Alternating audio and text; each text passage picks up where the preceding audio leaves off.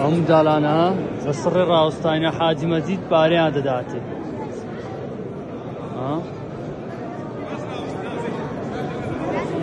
پارەی دەداتە هەمیان کچکە و گەورە.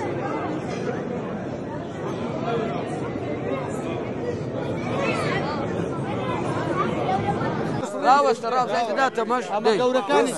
سڕەی بگەدێ ئەمن ئەوەلیمە راوستە دێ وەرە کاکە ئەمن 10,000 وەرگرتیا ئەمن زیاترم وەرگرت زڕایل یەڵا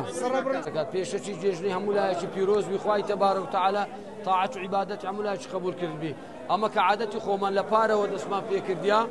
لێرە جێژنانەی تەوزیع دەکەین لەسەر گەنجەکان زانە یەک ئەوە دەیان دەینی الحەمدولله شەدەکی گەورەیەوە هەر شەدەی دەشێنی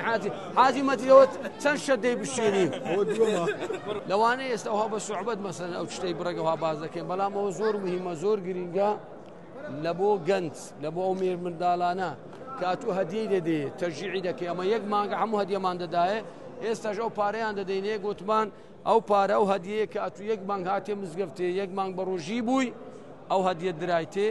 طبعا ئەوە لە سەرودری ئەو گەنجەی زۆر زۆر زۆر خۆش دەبی پەیوەست دەبی بە مزگەفت و